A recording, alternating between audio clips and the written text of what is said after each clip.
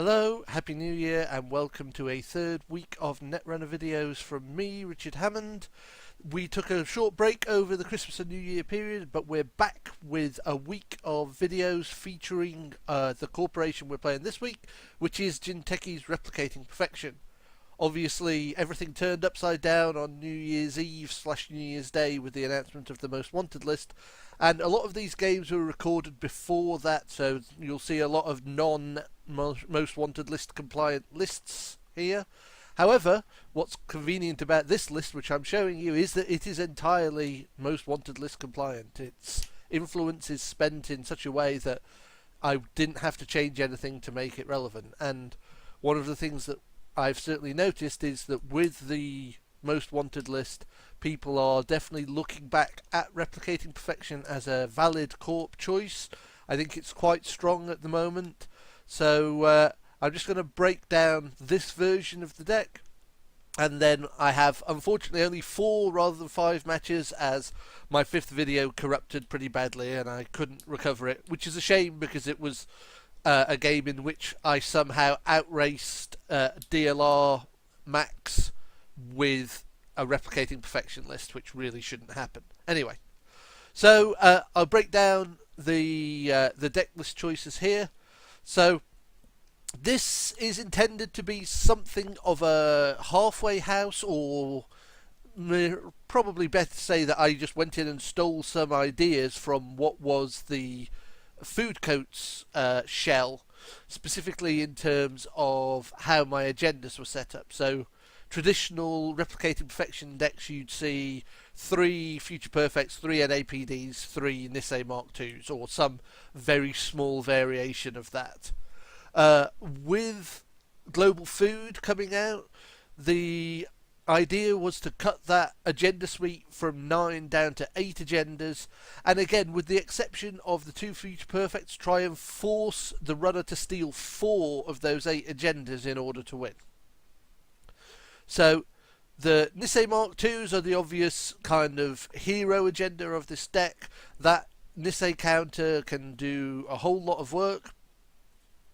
The single Philotic Entanglement is tech which I stole pretty blatantly from excellent UK Netrunner player Laurie Poulter, who played it in his Replicating Perfection deck instead of an NAPD, which I like because when you can train your opponents not to check a kind of face down install because they think it's just a mental health clinic or a Sundew or a Jackson, you can sneak out a couple of points fairly easily. And then, yeah, instead of 3 2s, 3 more 2s and 3 3s, we've gone for 4 3s, so 2 Global Foods and 2 Future Perfects. The standard raft of 3 mental health clinics, 3 Sundews as our econ assets, and 3 Jacksons, obviously. In our upgrade suite, we've got just a single Ash and 3 Caprices. We've also got 3 Batties. That's because we're going to be doing we'll be using them as one-shot Caprices occasionally, but also using them in our light splash of Rig Hunter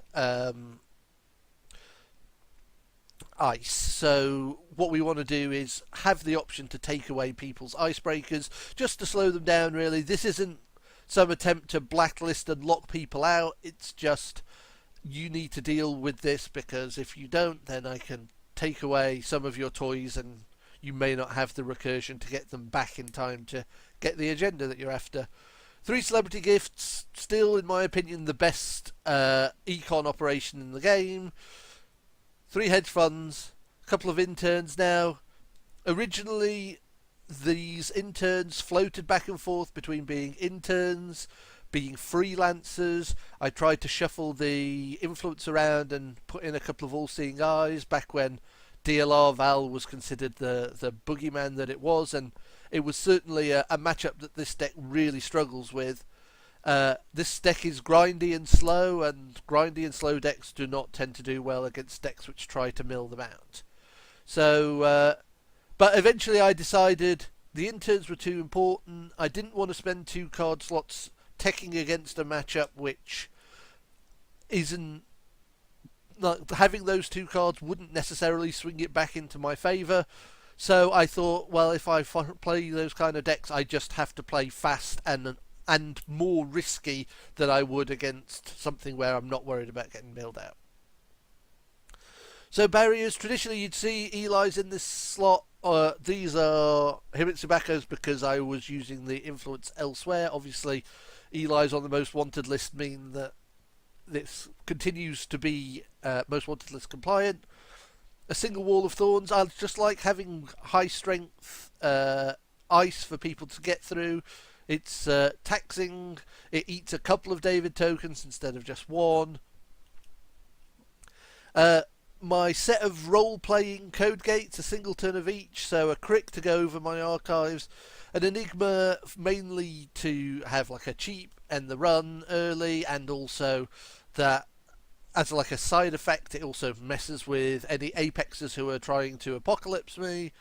A Lotus Field because even though Faust eats it for breakfast, some people are just not teching against Lotus Fields, and so it's good against data suckers, it's good against people running Yogg without net ready eyes and so on. A Toll Booth for the tax and the high strength, and a Turing as part of my anti-AI package. I think for any deck which is relying on having some kind of scoring remote, not having a Turing in it is a real mistake. There's a lot of powerful AI breakers floating around on the runner side at the moment, and Turing is a good answer to nearly all of them. A couple of assassins, a Grim, an Ichi, a Kamainu, and a Rotor Turret are designed to make our external ice spiky and unpleasant to deal with, and also to combine with Marcus Batty. So it sets up the potential for, when we have a large amount of money, double assassin 3 net damages for a kill, but more realistically it sets up Crasher programs from the Rotor Turrets, the Grims, the Assassin. Swordsman also part of my anti-AI hate package. Obviously this tends to get teched against. Most decks will be running like a Mimic or something specifically so their Eater or Faust doesn't get trashed by a Swordsman, but it's better than nothing, excuse me. And an Excalibur. Now, I know that this is a contentious card choice in Jinteki, and after having played a bunch of games with this deck list, I would probably cut this for another Crick. It's intended mainly to go on archives, just like Crick is, to prevent people from using it as an easy source of turning off your ID ability. But realistically, Crick does that very well on its own. Plus, it's better on other remotes on other centrals than Excalibur is, in my opinion.